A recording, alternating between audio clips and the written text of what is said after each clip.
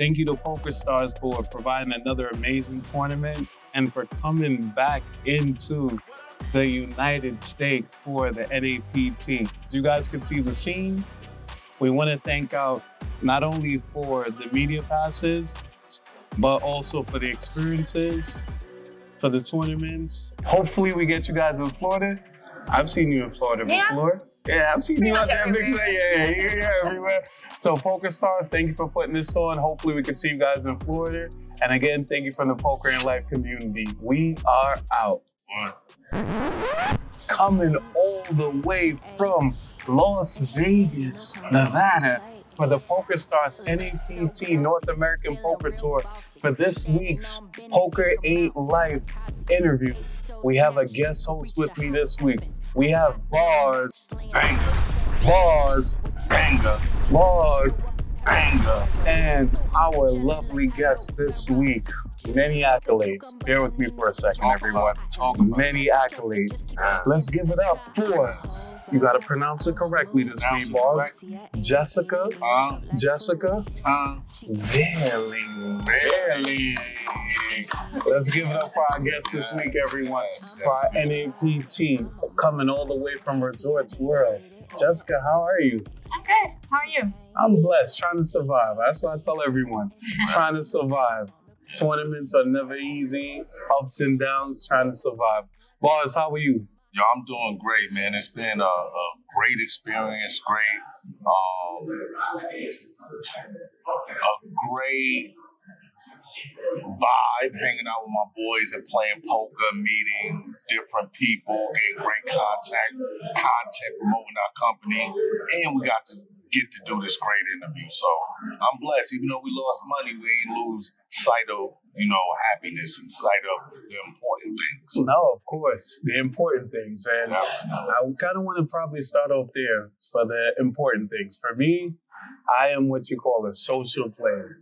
I like to talk. I like to have fun at the table. I like to know who I'm playing against. It could be a gift and a curse. So I'm curious for you, do you ever talk at the table? Like, what is your mantra at the table? What do you do when you sit at the table? Are you headphones? Are you social? What do you do at the table? I think it's always different. Sometimes, in the 5K, in the last one that I played, I was like a mix of things. Like if I want to focus, I will put in the headphones. But if there are cool people that I know, then I will just take them off and have fun with them. Of course. Yeah, I like that. Same. If there are people that I know, I take them off and have fun. I think it makes a difference for my game. I don't know about for like everyone else. Sometimes I think if you're too nice, it's hard to get like value sometimes when you're too nice. But you can be really nice and still be strategic and aggressive. Okay. No, and maybe they won't take it as harshly as if you're not nice. Right. No, I definitely agree with you. And I mean, we're here. This is my first PokerStars event. Yeah. Mine too. Yeah. And I feel like I started online. Pretty sure you started online as well, right? Pretty much. I was 26, and then I had a local poker club that I played at, but also PokerStars. But that was in Germany, so. What was your PokerStars name? How'd you think of it? The Vierling. Vierling. Was that from the movie? Like, how'd you get the name? That's my last name. Right. So it's like, yeah. And it means quads in German. So, wow. Yeah. Quads. A quad. I didn't know that. I learned something new today. I know people do not want to play. Yeah, see, the quads. Yeah, my online name is Come On Son. I feel like for me it was like polarized. I'm either really happy, like, let's go, come on, son. Or I lost, like, oh man, come on, son. So it's always like a polarizing act, but I feel like usernames are everything. Was there ever like a cool username that you saw that you kind of liked recently? No, just like,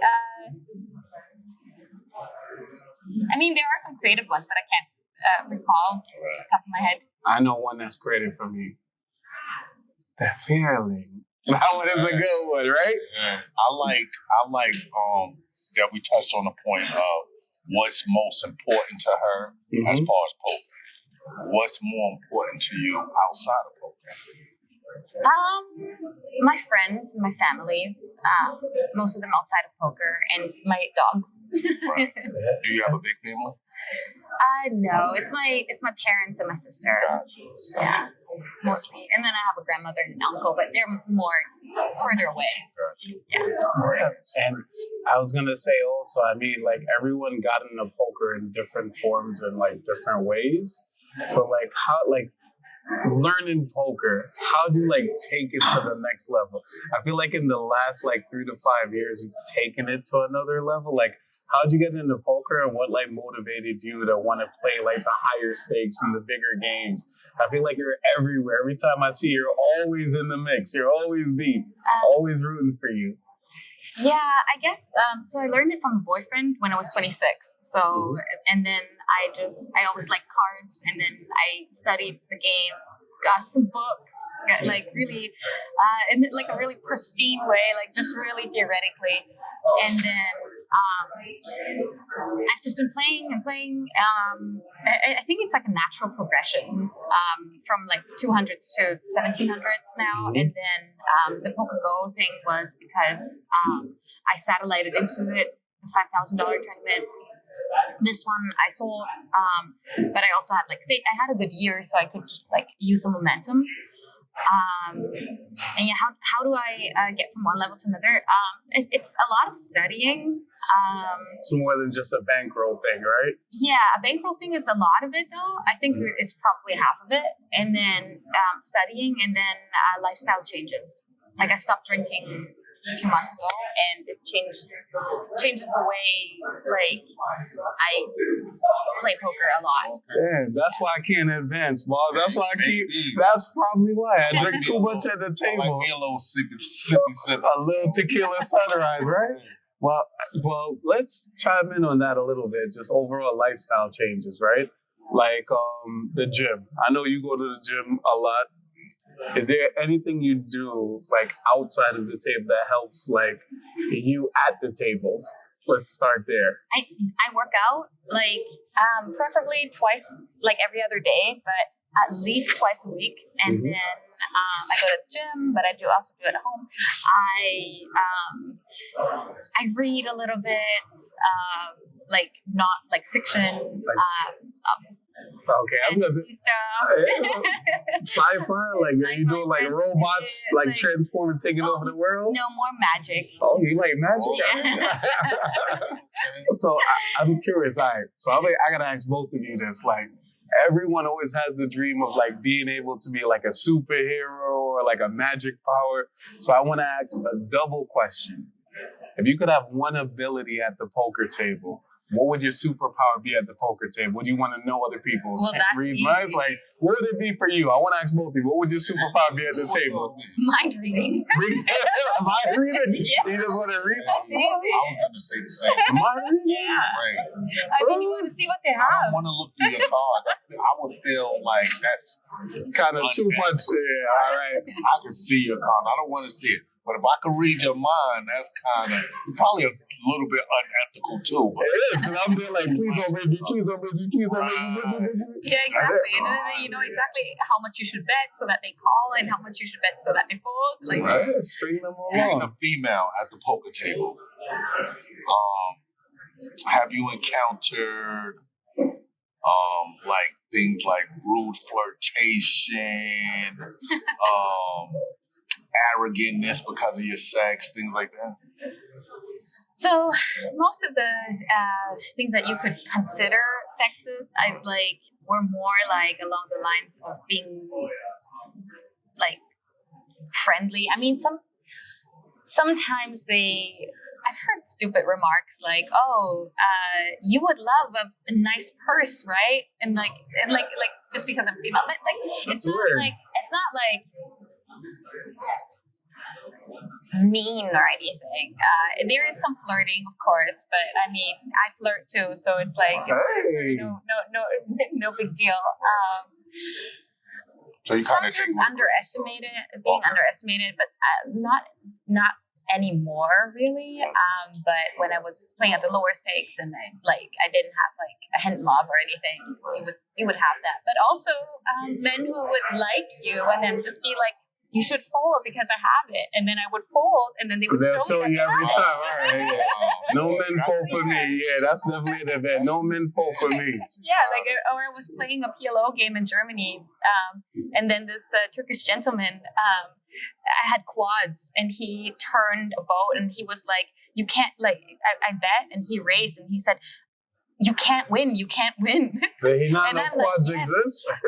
I'm like, yes, he has it. He has the boat. And then I just call because I expect him to bet the river, Mhm. but it's a cash game, right? So I Mhm. check, and he checks because He didn't want he didn't want to take my the money. Yeah. Wow. Wow. Yeah. So it's like, Right. yeah, and like, yes, there is like stereotypes around females and males and stuff like that, but not all of them are bad. I mean, I think everybody should, for their benefit and others, should try to get over stereotypes. Absolutely. But not like they're not all meant in a harmful way. Oh, absolutely. And I'm just curious, now that we're speaking of stereotypes at the table, right? I do feel when you play online, there's stereotypes. Like if you see the Brazilian flag, you immediately feel they're trying to bluff me, they're super aggro. And then just like, I feel like they're just overall stereotypes based on like countries. Do you feel there's like a stereotype for like German players? Like, I don't know. I don't think there is one, but do you feel there is a stereotype for German poker players? Well, I think that I think smart, if anything. I think smart like, players. super studious and like serious about the game. And I mean, we've had a lot of successful poker players. We've had a lot of things from Germany. I agree. And it's just the mentality of like working hard. But yeah, online you'll take any kind of information that you have, live too, but like online, like you don't have the live tells and everything. So if someone has like a Vietnamese flag or a Brazilian flag or a German flag, then you'll be like expecting them to play in a certain way. And as long as you don't have better information, I think it's okay. It's okay to go off of that. Right. Yeah, I At least has a presumption at first. Right.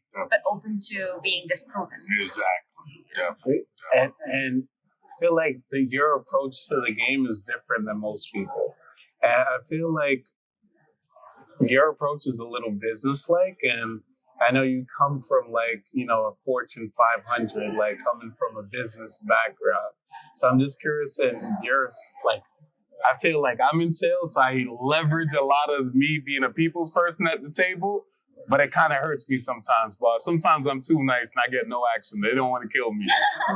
Everyone wants to be my friend. They don't want to kill me. I get no action. Right. But I'm curious for you, like, tell us a little bit of your professional career before poker. What did you do, and how did your professional career help you transition into poker? I went to school for business and later for business psychology, and I started working for Amazon, like right out of school. Mm-hmm. And then I had Amazon transfer me to Seattle for more visibility and like career purposes.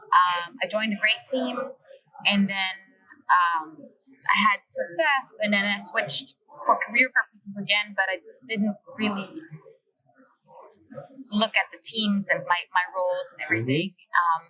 And the last two teams that I switched to, I didn't really like. I didn't get along with leadership. Oh, no. And so we decided that it would be they would give me my last payout, and then I would quit, and then I did my second master's in what? In business psychology. Mm-hmm. And then I moved to Vegas to try myself.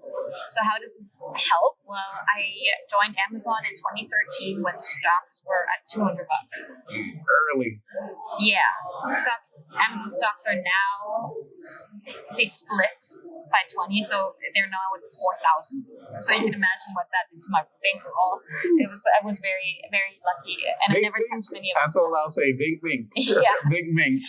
Did they give you stocks, or did you buy the stocks with you? They pay you in stocks. Nice. And Yeah, a lot of the management, you get like more off as well. Yeah. And I never really touched it because I didn't really see it as money, and so that's Big. We'll put it that way. Big.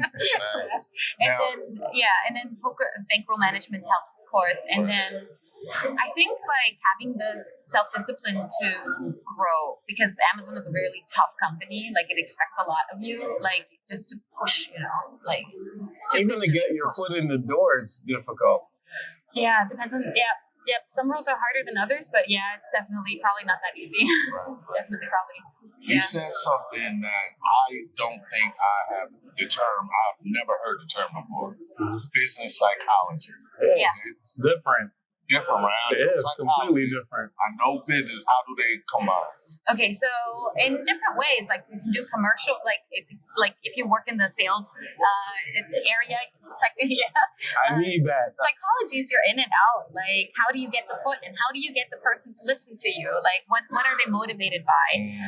What is their willingness to pay? What is their price elasticity? Like if you sell a good product for what they perceive as too cheap, they won't buy it because they think it's trash. Yeah. Timu. Shout out to Timu. You have to make it a certain price so that they think, oh yeah, I'm buying something really expensive, but not too expensive, so that Where you're getting a good deal. Right, that they're getting a good deal. And so there's polarizing your bet. My business psychology was a human resource development and leadership psychology. Gotcha. That's a big transition, man. I also think there's a lot of psychology in poker. Yeah. I was going to say that as well. Like the psychology in poker, especially tournament poker, like that's something where it's hard to do, I would say, tournament poker. And to be consistently great at it, like what you've been doing, and to consistently get the big scores, like what motivates you? I feel like for me, after a big score, I just want to eat ice cream and chill and relax. I am not motivated to get back out there. But like, what motivates you after like you get a big score? What keeps you motivated to keep doing it day in and day out? Well, after a big score or a big loss, I need some rest. That's for sure.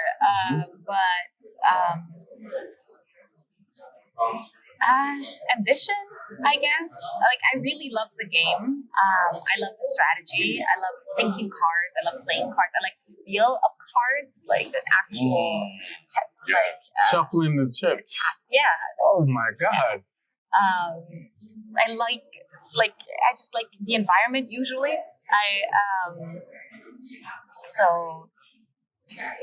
It's fun. I don't really feel like it's work, so that's why I do need rest. I do need to take that too, but I will always come back because I enjoy it.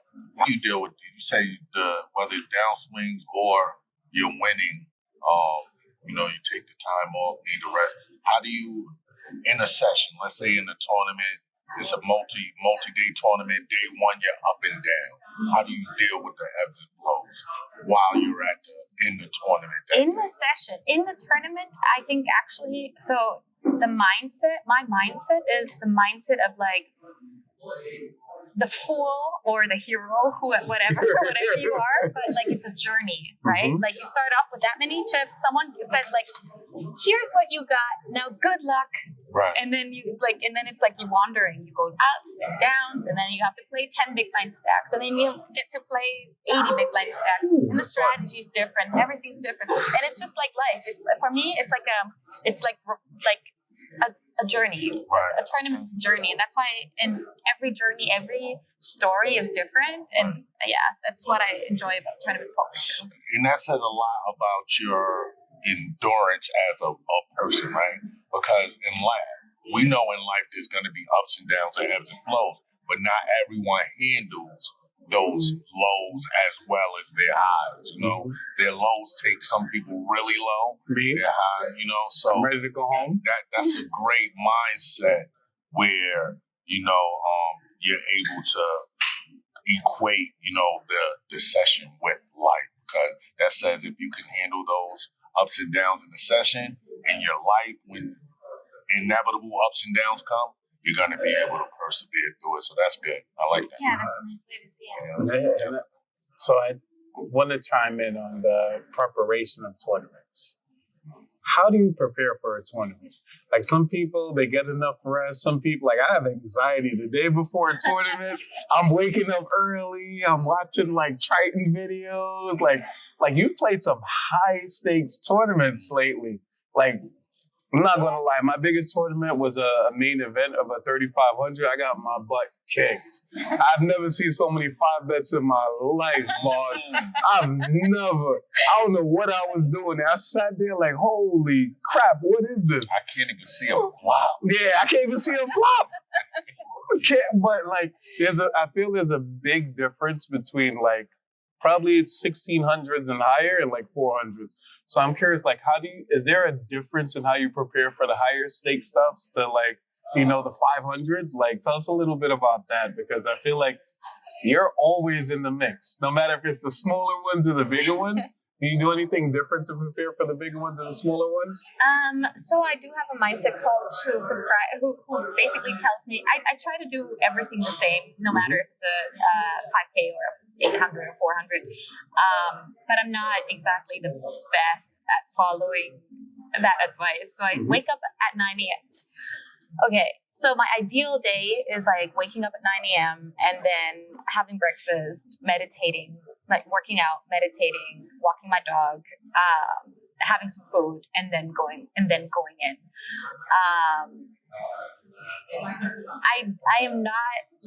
I'm not a role model for the routine that I have in the mornings.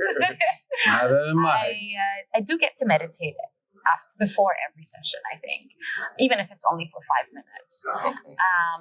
I honestly do have issues finding rest after day ones, before day twos or day threes. So sometimes I'm just like not rested when I get in. It's something I'm working on. That definitely impacts the game, but absolutely. Yeah. Do you think it's a little bit of just like day twos? I'm excited. I'm looking people up. Not like it makes a difference. I'm just like excited for a day two. Yeah, me too. Do you think it's a little bit of like, I don't think it's a bad thing. I think if you can't sleep, it's like the general excitement of knowing you're going into a day two and always wondering what if. And like the wondering what if, I mean, you have some really good scores.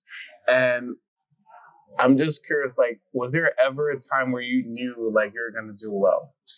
Did you ever know, like, on a day two, like, I feel it, like, I'm gonna do well in this one? At the beginning, I know, boys, like, you know that feeling, like, I'm gonna kill it today. Before a session, you're looking in the mirror, you get out the car, you do a little spin, like, you prepared, and you're like, I'm gonna kill it today.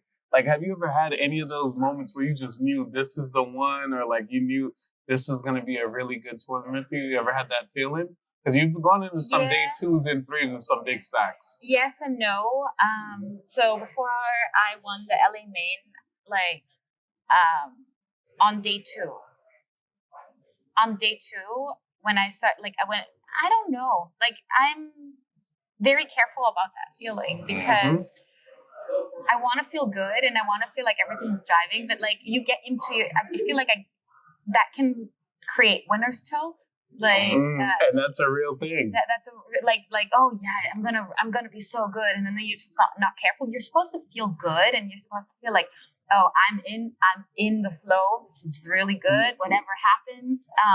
So for example, on the day one, I had like 4 big blinds in the 5K, and then I was still feeling okay and still feeling good. I'll be all right, even if I bust. And then the day went really well. So day two, I was like already anxious and I didn't sleep well and I was tired and I was cranky, I guess. And then and I had a big stack, but like lost everything towards the end.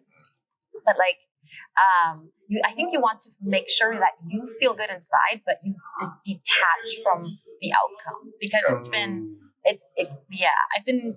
went into day two with a humongous stack. Top 5.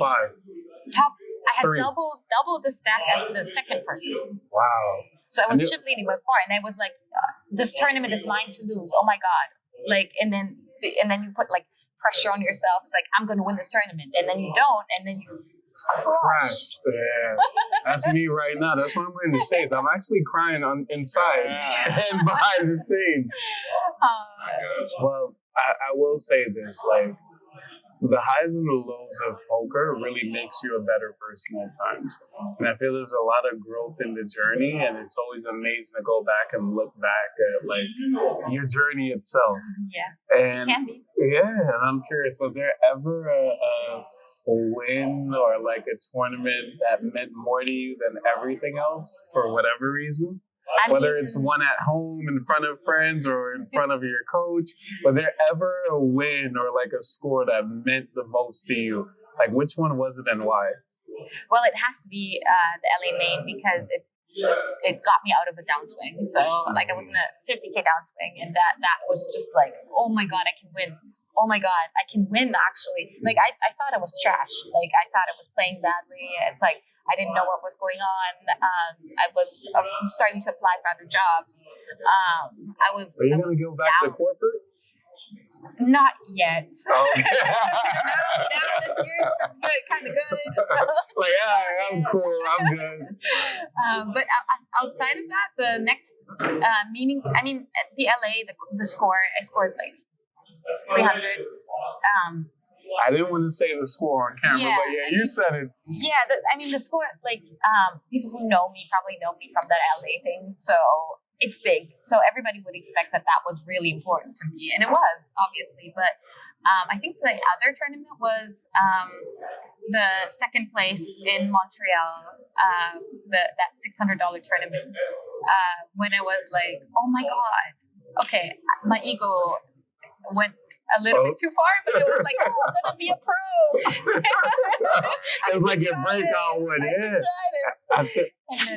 and then but it was like the moment where it was like, yeah, maybe. It's good to be able to have those moments. At the end of the day, our belief determines our outcome.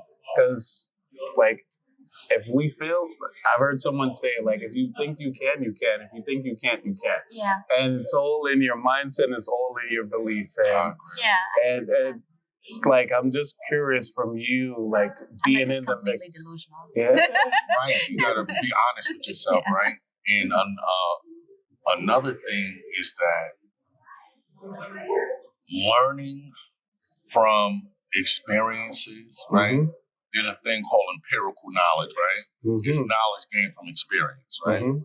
But most people believe that you have to go through that experience to gain the knowledge. Mm-hmm. But you don't.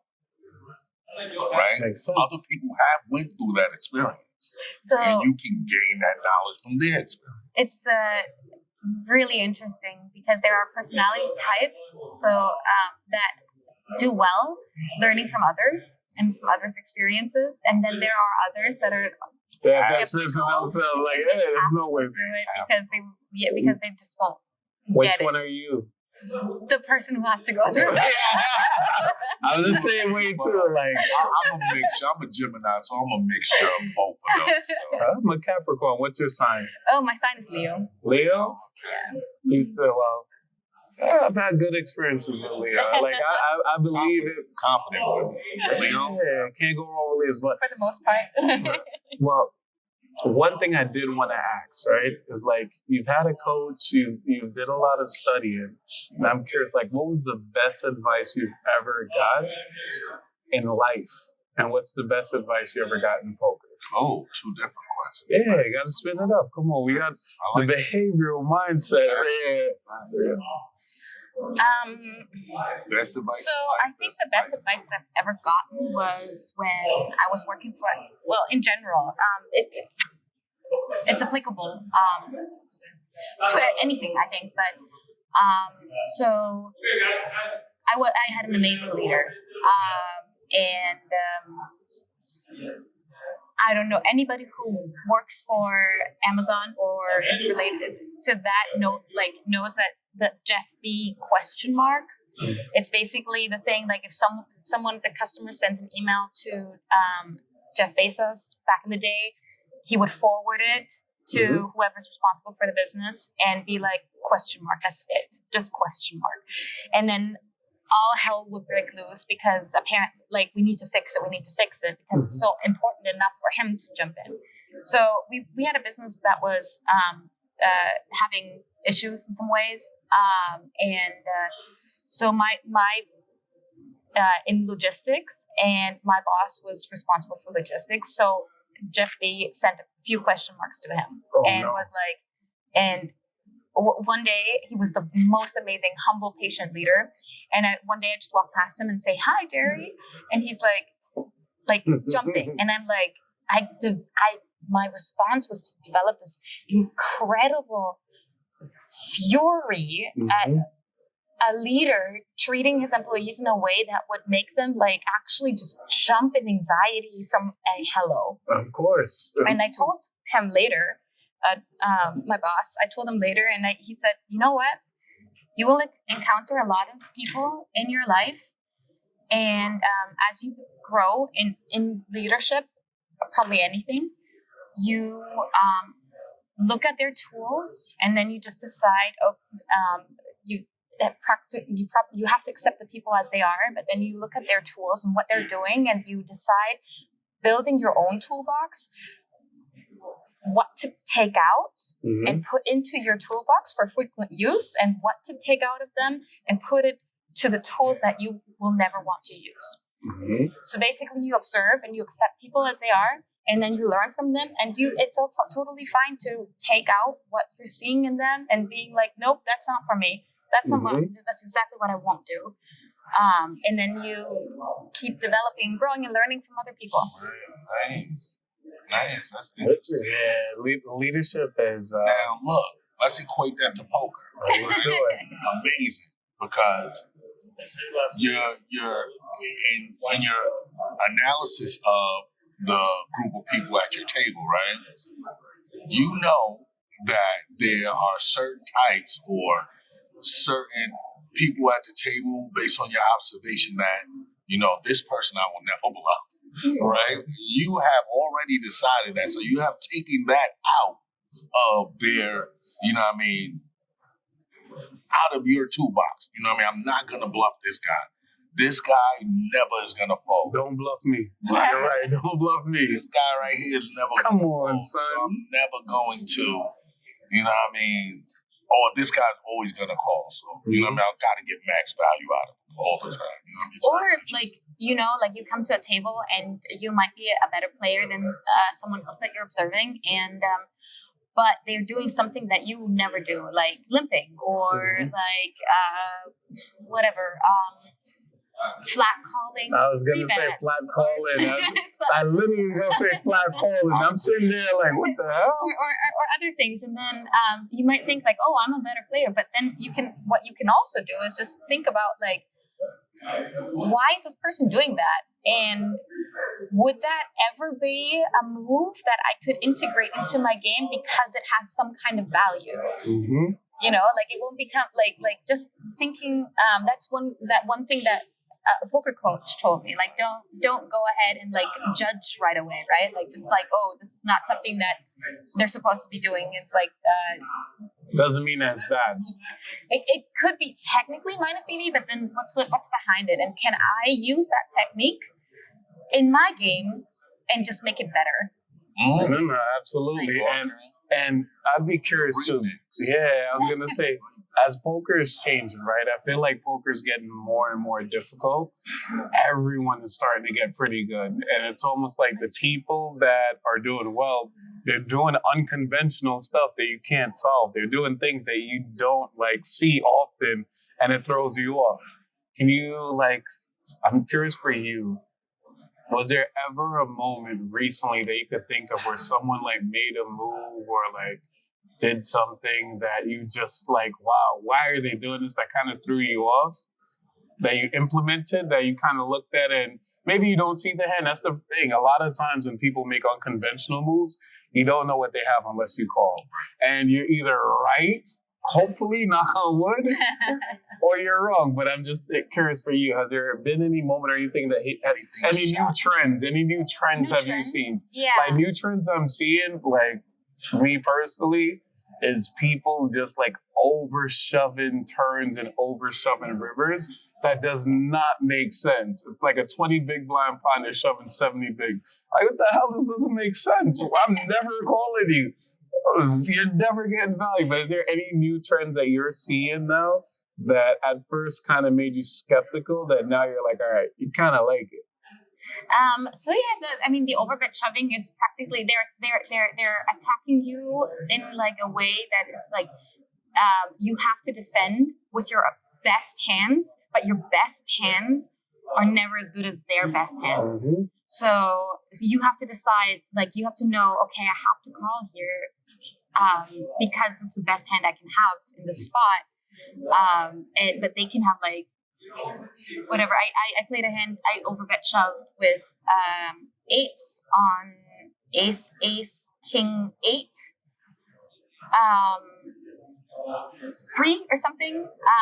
And I made the person call with king, queen. It was 3x, 4x pot shot, but like, it was like, he was a good player. He's a very good player. It's like, okay, what, like, he has to. What are you doing? He has to call, right? Yeah, like, of course. Like, We're chopping. he never has ace king. He never has kings. He never has aces in the spot. So he can have eights or not even king eight. Why would he think you had an ace? Oh, ace king, king eight. Sorry. Ace king. King, Nice. Okay. Good catch. yeah. I was gonna say, Yeah, she might have an ace of money. yeah. It definitely changes a lot, and I feel like as the game continues to evolve, like, what advice would you give new players coming into the game now? Because I feel like it's hard. Like, all stakes are difficult. Whether you're playing $100 MTT, 600, or like a 3K, like, I feel it's hard to build a bankroll. Would you give that advice differently to a young male or a young female, or wouldn't matter the same? Well, I think so. First of all, like, I hope that the advice would work for both men and women. Yeah, I need the advice. Help me out. I just busted. to go. You mean to start, like, start here? Have a bankroll before you start. I mean, some people play poker because they learned that they can play poker way before they even started anything else. So that's different. But if you can, you should have some savings. Stay within your bankroll.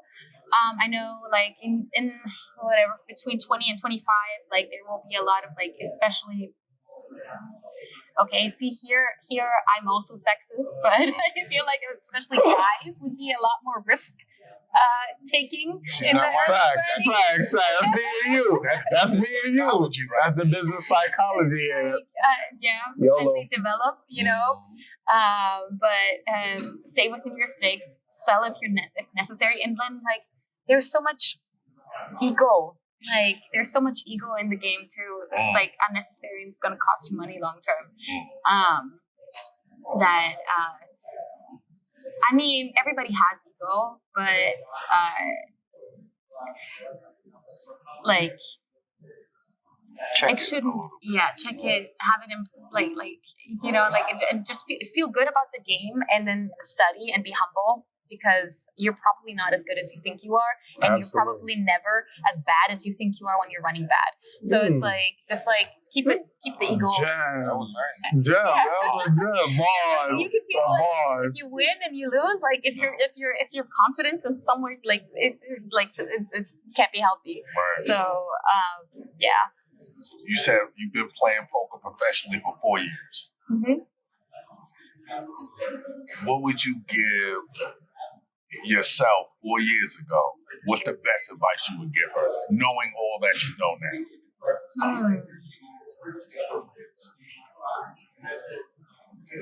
So I do a lot of catastrophizing when things are not good. So that's why my advice. I do a lot of catastrophizing, just telling myself that it's not as bad as it seems. Just keep your head up, keep grinding. Don't worry about it too much. And then, stop catastrophizing. So, jumping in, before we go, I feel like a survey at the mall. We're like, all right, question. So, what question do you have for us before we continue with you? I kind of want to give you the rope and the realm and see what questions you have for us. Their best interview was my interview. Yeah, that's kind of like, What was their best interview? My interview. Who's your poker inspiration and why? That's a great question. So, it's a little hurtful for me to answer this. Doyle? Nah, not Doyle. Not Doyle. I'll let you go first, boss. I'd be curious to hear your answer. My answer is a tie. Between? D-Nags and Ivy. Why? D-Nags being so young and so good at reading people and, you know, what he has become today as far as a mentor and a teacher of the game. I love Ivy. His story is, I just love the fearlessness of his story, right? It's like, you know, I try to incorporate that into my game with a little bit of caution, but I always want to be never afraid to be aggressive, and I can definitely feel like I like that. For me, honestly, it's gonna may sound weird, but bet on Drew. Drew is my man. Yeah, because I feel Drew's the most down to earth guy, and he has no ego. He's the most and I feel like that's the hard part. Like, you could be successful, but how do you be successful without an ego? How do you be successful but also loved? I feel like one of the hardest things for me as a people's person, I don't want to beat people, but I still want to compete. And I feel like Drew has kind of mastered it, where he's lovable, but also great. Right. And a lot of times, like, if I lose to Drew, I'm like, all right, Drew, you got it. Good luck, right? Like, it's hard for you to be so loved where people are okay with losing to you, are okay with giving you action, or okay with respecting your game and love your personality so much. It's hard to be loved. And I think people that are okay losing to. Yeah. And it's like, that would be the dream for me, like, coming up in the online world and then transitioning to live. Like, I think my biggest inspiration is Drew, because I feel like, well, I want to ask this to everyone. Like, what's everyone's ultimate poker goal? Like, what will it take for you to quit? I know for me will probably be I need to hear from both of you. For me, I'll keep it simple. It'll probably just be like a 2 or 3 milli score. Nothing too crazy, but I want it to be televised and entertaining. Something where it was fun and everyone enjoyed it, where you could look back and say, all right, he like did his thing poker-wise from a technical standpoint, but he had fun the whole time and he made history. So like, what would, like, if I did that, I'll quit after. You're never gonna stop? You're right there too. You're never gonna stop? It's not about the money, right? It's not about the money. It's not about the fame. It's about the love of this game. That's bars right there. Yeah, that was bars right there. Album dropped it too. So, was there ever a moment where you felt like quitting? Because I'm there right now. I'm there right now. Only when I was in the downswing and I thought like I could make. I needed to do something to ensure my survival. Right. Like that was the only time. But I would never absolutely stop poker because I just love the game so much. And it's evolving too. It's like a growing organism. Like poker is just like they're doing new things and figuring out new stuff. And like at some point, ICM will be replaced by a more sophisticated model. Then we have more things to study and like even mystery bounties. Oh yeah, but I don't like no. I was gonna say they're hit or miss, but there is a certain strategy. Where mystery bounties are a little different. Where people are like, all right, cool, is the big one taken? All right, cool, the big bounty is going. It changes a lot. Yeah, so there's like different dynamics that like changes the game as a whole. About the game that I think will always be attractive to me, and I think everybody else is, where else do you get to meet this diverse community of people, right? We all have different stories, different backgrounds. Like, it's so amazing. We sit at the table and it's like, it's about the cards and we get to know each other a little bit, but we're all in the same room, right? Yeah, all walks of life. You don't get that a lot. Yeah. All walks of life. You definitely don't get that a lot. Yeah. But we definitely want to give you... I got Tequila Sunrise, boys. This under-wrapped hat. Okay. Poker and Light Production. We appreciate you so much for this interview. Thank you. It has been a blessing. You're such a beautiful person. We got that specially made for you. Yes. Cool. Yeah. That's fire.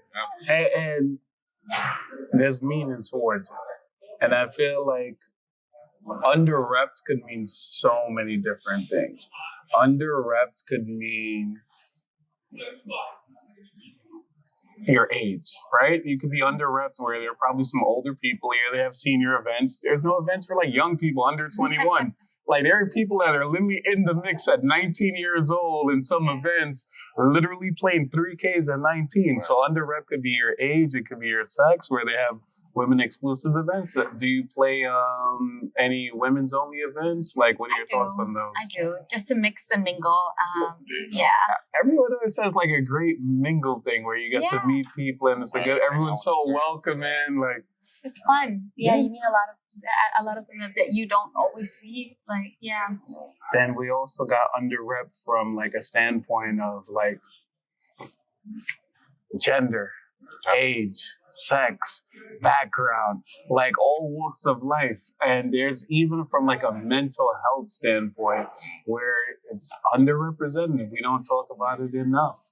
And I do feel like from the underrep standpoint, like that's like our theme right now is just highlighting people that are underrepresented right now. And I feel like family matters. Sorry, that threw me off a little bit. So I do feel with like where we are, the thing that means the most for us in our community with poker and life is highlighting community and people that are underrepresented. And I think like you embody so much because you represent so much. And I think with everything that you're doing, there are probably people out there that see themselves in you. And you may be a leader and you may not even realize this. I'm going to put it out there. I'm not going to lie. But I do feel there are people out there that look at your journey, look at your success, and they see what you've accomplished and you're inspiration for them. So for that underrepresented, population out there for you, you're doing it. So we definitely want to highlight you and tell you that, we got to give her that applause. Because at the end of the day, like we all have our ups and downs, but your ups can be an up for 20, 30, 50 different people out there for you. And sometimes we forget that and we don't realize that. So with us rolling out the underrep line, you were someone we envisioned that would be the perfect person for the underrep. And that's why we wanted to make sure we had this interview with you, because you highlight a mental health standpoint of things that people don't talk about. This game isn't easy. You don't win every day. People don't talk about that. You really don't win every day. So with that being said, I'm just curious for you, when you hear the word underrep, what does underrep mean to you personally? Underrepped. Okay, so it might be because I'm German, but when I think of the word underrepped, it's basically not showing up as the value that it actually is. Hidden gems. So when we talk about it in poker, and someone underreps their hand, it's, for example, that they didn't 3-bet their aces or whatever. Like they didn't show how strong they are. And that is when we speak about being underrepped. I can see that in life too, like that someone doesn't speak up when they could, because what they have to say is valuable. Then they're underrepping themselves. It's basically like kind of a synonym of underselling. And definitely, sometimes that is a useful tool, right? Because sometimes it's a useful tool to allow people to underestimate you. They pay you off because you underrepped your head. I'll take that all the time. Under promise, over deliver. There we go. You're in relationships and you know that something's wrong, but you don't speak on it because you just know that this person will never get the true message. They believe that they getting over on you when all the time you already know what they're about. And you speak of relationships, and I think that's like a really great segue also, because you dated someone that also played cards, right? I've dated a lot of people. A lot of people. Yeah, I accept that answer. Shit. Definitely Pim, right? Oh my God. So, all right, well, I didn't expect that answer. So, just the truth. Yeah, so, from dating a poker player, like, what are the pros and the cons of having a significant other that also plays poker? So for me personally, the advantages are like you can travel together, you can like learn from each other and with each other. People understand your schedule, you know, like they know you may not be 7 hours, 10 hours, you're locked in. And then normally like the feelings are understood, you know, like if in a downswing, like, or if in an after a bad session, you might not be in the best of moods. So there is consideration for that. I think that's the right word, consideration. I mean, but there can be a lot more bickering too if you disagree on how hands are played, and then if you have an ego with it. I mean, both. Like it's like you think you played a hand okay, and then the response when we're really honest and really like no bullshit and say like, no, you screwed that up. You know, that can create some kind of, you're already lost and like. And then there can be rivalry in a relationship, at the table? In a poker relationship, or of success, or both. Of success. I was gonna say that too. I can definitely like admit to that. And if you're in that game, you know, and you are good and you are successful and you're ambitious, if you're really ambitious, I think there is natural sort of like not competitiveness. Yeah. And have you ever played a tag team event with your significant other? No, unfortunately not. I think we would crush it. Hey! But yeah. So we're gonna add that to the to-do list. Yeah, he's my ex now. No. Damn. So so you gotta find the next one. Damn. So we're taking applications for a tag team partner. I don't know, is there like a minimum hending? Do they have to play mixed games? Like, what are like 2 or 3 attributes from like the ideal poker partner? Oh my God. Geez.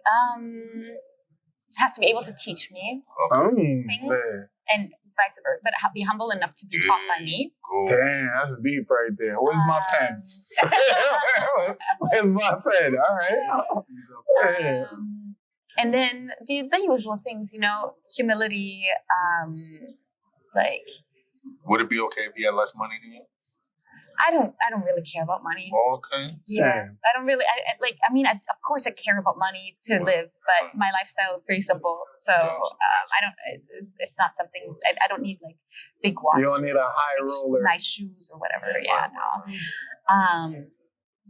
Yeah, intelligence, humility, sense of humor. Of course, you got to be able to laugh and enjoy company. And okay, what's the big one? And the most important part of that is like an authenticity and like openness to have feelings and to admit that they have feelings. Absolutely. And like, hey, you hurt me because of this and this and this. Okay, I can take that into consideration. But like a lot of no toxic masculinity. Yeah, and I feel like a lot of guys got to learn that too. I think that crying is okay. Yeah, that's why I wear shades all the time now. Crying is okay. Still sad I lost. But I think the biggest thing in relationships is communication. Yeah. And having that open space where you can feel comfortable to communicate to your partner, like, and just be able to tell them, like, hey, that hurt. Like, when you said that hurt. Or like, hey, when you left me, or like, that hurt. Yeah. Like, having that open communication allows you to like move on from things, and I think that's really important. But also the intelligence and willingness to move on, right? Because sometimes we say we moved on. He didn't really do it. Holding something there, waiting to throw it back. You call me with third pair. Right. You call me with third pair. Remember that time 2 years ago? Exactly. So that's very important. It's letting it go and really letting it go. Yeah. Yep, absolutely. So as we kind of segue to everything, right? And we're at NAPT now. And I feel like for me, and like, I can't speak for you, Bars, but we're going to like more and more live events. Like, just seeing the different venues and seeing like how every venue has a theme, and like how PokerStars had put this event together and seen the theatrics. They had like 10 cameramen to shoot for like one table.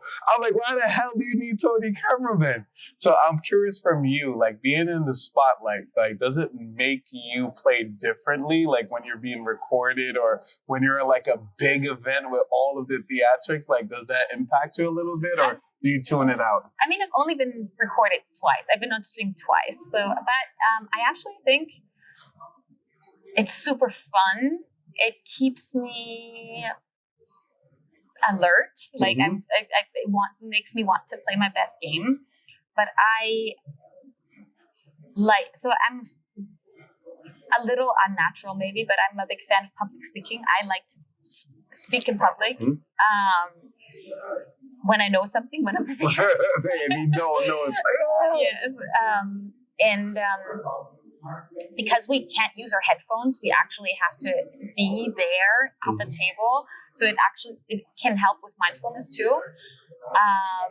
So I just did you ask if I did anything differently or? Yeah, does it impact your game at all when you're playing on the big I think it makes it better. Yeah, I think so too. I'm like looking around. I'm like, this is PokerStars. Like, I gotta be on my A game. Like, I feel like the environment makes you a better player when there's a certain level of prestige. Like, if I'm going to a daily event, I don't care. I'll bluff it off. I'll leave. But when it's like, I'm gonna sit here and grind because it's like a big event. There's certain prestige or. Does it hurt more when you bust these prestige events up? Probably. Yeah, it does. It definitely hurts me. Like, so. And that brings me to my next segue question. So, like, out of all the different tours, and I don't want to create any bias, but there's like WSOP, there's WPT, there's so many different events out there. Like, what is your favorite event to play and why? I don't even know if I have one. I kind of expect, but if we're talking about prestige,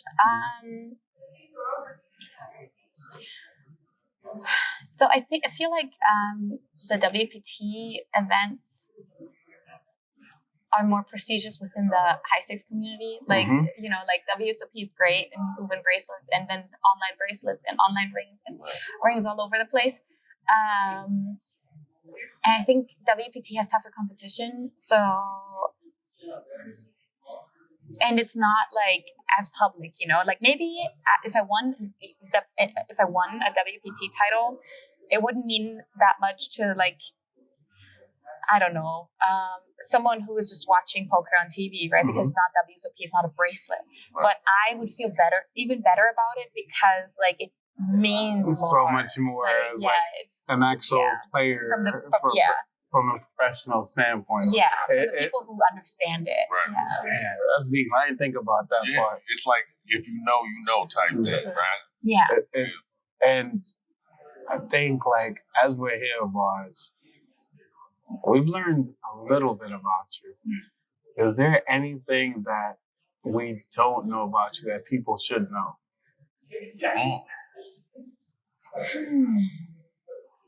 I like the side. That's when someone shoves on the river. You gotta think, like you call time on yourself. You gotta think like, what's going on in this spot? I think it's like an appeal to people. Like I really am trying to be the best person. Like the more people know me, the more I'm trying to be the best person that I can be. 2 days ago, I cracked because we talked about that because like I felt like my trauma was triggered. But like if I'm not the best person that I can be, you can speak up and tell me like, hey, I don't think that was okay, and I will probably remember that and think about it and take it home and do work some on digging. it. Yeah, and do some digging why that happened. Yeah, and that's kind of what I expect of me. Well, I like that. Best person. And the open criticism. Not everyone can take criticism. That's true. And it takes a certain level of growth and just wanting to improve and be a better version of yourself. And I think that's something within coaching also. Because you may go and you may tell your coach, like, look at this hand history. And your coach is like, no, absolutely not. You played that wrong. You're like, how? Yeah, like, how? What did I do wrong? Yeah. And I think that's really important for just growth in life, growth in poker, is just being open-minded and just being open to learning and open to be better. So, Bars, I'm curious for you too. What is something that people out there don't know that they should know about you?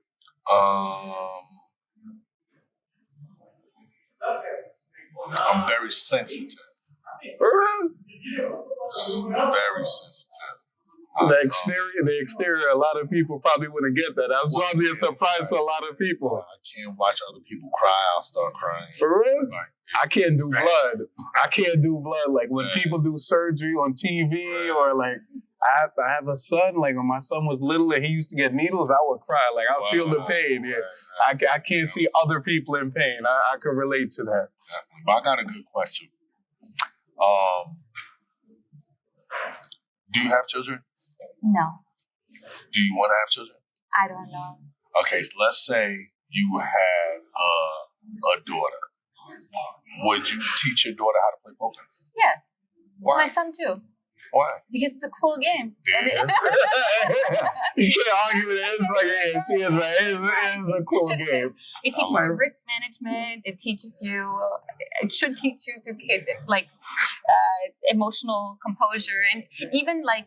So what I think a lot of people get wrong is like there are no, like when they say there are no emotions in poker. Yeah, there are emotions in poker. There are emotions all the time. It's just like you feel it and you still play well. You know, like you can't push them away. They will come back like maybe in 5 hands later. You know, It's like dealing with the emotions in real time. That is what poker can teach you too. There you go. I love that.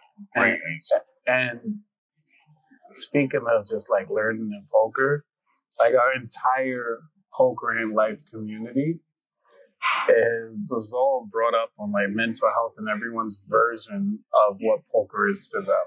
And like, I just speak a little bit of my journey. Poker to me ain't life. Like when I play, like you said earlier, it's not about the money. For me, it's just connecting with people. Like work and life is stressful that I feel like when I'm at the table, it's almost like I embody a different persona, embody a different person. I forget about the stresses out there. So for me, poker ain't life. And for this podcast, for every guest that we bring on, we ask them, is poker the world to them or is poker ain't life? Bars, your response, is poker life to you or poker ain't life to you? My response was and still is poker is life. Poker is life for you. Because no matter what I'm doing in my life, if I'm hanging with my daughter, helping my daughter with her homework, or on driving the buses for my job, I'm still thinking about poker. So poker is life for you. To me, poker will always be life. And that'll be my question for you as we wrap everything up. And it's like your own iteration of what poker means to you. Is poker life or is poker ain't life? Poker is a very big part of my life, and poker is like life. But I don't want poker to equal my life, because if poker doesn't run good, then my life isn't good, and that's why it's just a big part, and there has to be like some kind of other life outside of it. So kind of in the middle. Damn, I like some type of separation. Yes, there has to be something else, even if it's just 20% something else. That you need something else outside of poker. No, absolutely, especially in tournament poker, because you're not gonna have the highs. You're not cashing to every tournament. Yeah. You're not final tabling every tournament. Right. And if you're only final tabling one out of every, well, let's just say cashing one out of every 7 tournaments, not even 27. Oh, 7? That means, yeah, 1 out of 7, you're still 6 times you're gonna be like, this sucks. Yeah, life sucks. Yeah, so it changes a lot. But as we're here and NAPT is coming up to a wrap, I think I was gonna leave, and this interview made me want to stay and enjoy. Thank you. I was gonna fly out tonight and just seeing you and hearing you and learning more from you. I'm going to just stay and enjoy what means the world to me, which are the poker players. I'm not going to let the results change my happiness. And I feel like as an emotional being, like I know before you said that you got feelings, I'm the same way too. I take losing to heart. And I always tell people it's not about losing, it's how I lose. And I think I just got to, in order for me to grow, I have to learn, like, it's just a game. At the end of the day, it's a game. And we have a blessed opportunity to play the game every single day, whether it's online, whether it's here, whether it's at the 19 casinos running a tournament. Like, there's more to life than poker, but poker is a form of life, and it's just your reiteration of it and what it means to you. And So, how you deal with it. yeah, and how you deal with it. So I love how you portrayed it as just like, you're the same way with me. You gotta like not make everything about it, or your results be about it. Because it could be unhealthy. Like if you lived and breathed poker and were totally dependent on it, like it gets you harder. Damn. And as we wrap up, is there anyone you want to thank, or is there anyone out there that like inspired you to do more, that if they were watching right now, you'd have any words for them? Is there anyone? Oh, all my coaches and my friends and my buddies in the poker community. Also my mom. Oh, She had no idea what poker was, and only because of me like showing up. Like, she watched all the streams, and she knows how to play poker now because she watched the streams. But yeah. Nice. Shout out to Mom. Well, Mom, hopefully you're watching this interview for the third time. Not the first or the second, but the third time. And you got to learn more about your very important and special daughter. Because at the end of the day, family is everything, and like highlighting the people, poker in life. And so you are now part of this community, and we appreciate you. Aw, thank you so much. That is beautiful. All right, so Bars, anything else you want to say about this NAPT poker journey, this trip, as we wrap up? Right, great trip. I really appreciate hanging out with my brothers, and it really business-wise, and getting to play poker and getting to do this interview. It was definitely a highlight of my weekend, so I appreciate it. Yeah, and we appreciate you, man, most importantly, because being surrounded by you, having your success, and most importantly, your humility. You don't get that humility from a lot of successful people. So definitely thank you for joining. And the last person I wanted to highlight, if we could get her on here as well. I don't know, Leah? Can we get her on here?